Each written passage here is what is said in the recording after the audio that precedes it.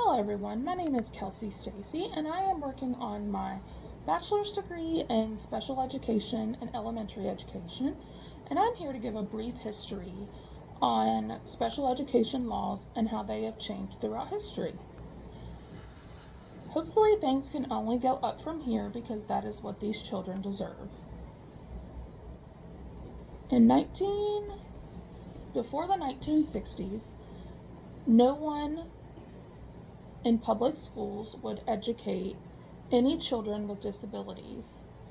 So the parents had to find private education for them, or they had to homeschool them on their own at home, and they also had to pay for this. So children with disabilities did not get any free education whatsoever. That's hard to imagine, living in a world where there would be no rights or anything for children with disabilities and no free education.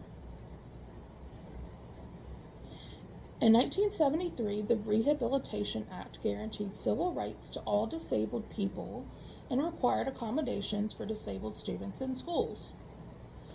Then in 1975, the Education for All Handicapped Children Act guaranteed and reinforced the right of children with disabilities to receive a free, appropriate education.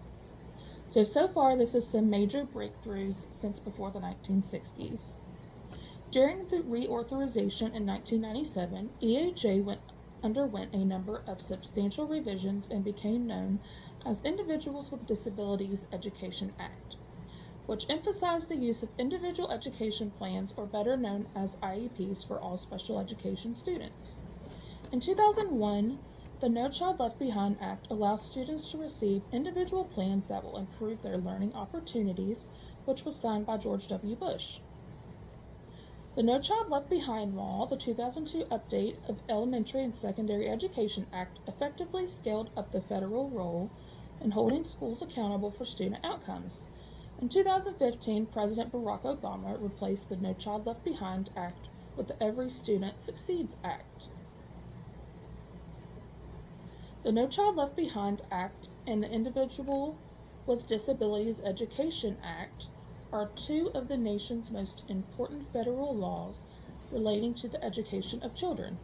While NCLB seeks to improve the education of all children, with an emphasis on children from low-income families, IDEA focuses on the individual child and seeks to ensure specialized services for children with disabilities so that they may benefit from education.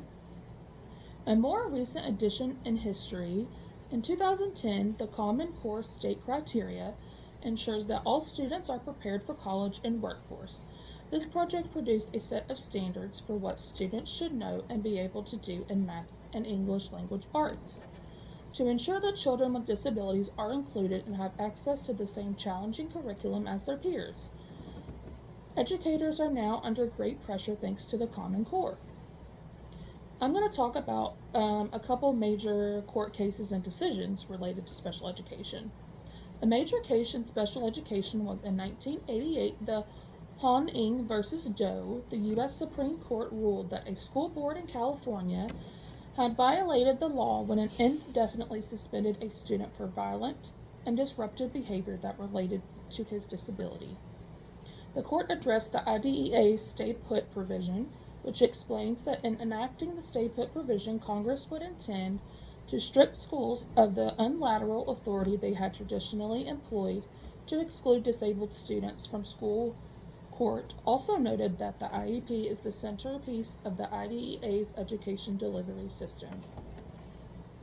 Another major court case in special education was the Florence County School District 4 versus Shannon Carter. In 1993, the parents of a child with a learning disability enrolled their child in a private school after not being happy with the special education services provided by the public school district. The parents wanted to be reimbursed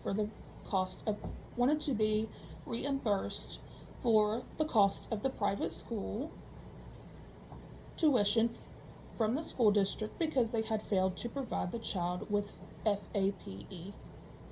The court noted that under the IDEA, parents indeed have a right to be reimbursed for private school tuition if the school district fails to provide FAPE and the private school placement is appropriate to meet the child's needs. So there is a brief history on some cases that have happened with special education. And if you are looking for update on the current special education laws, I recommend www.townhall.virginia.gov or www.rightslaw.com. Thanks so much.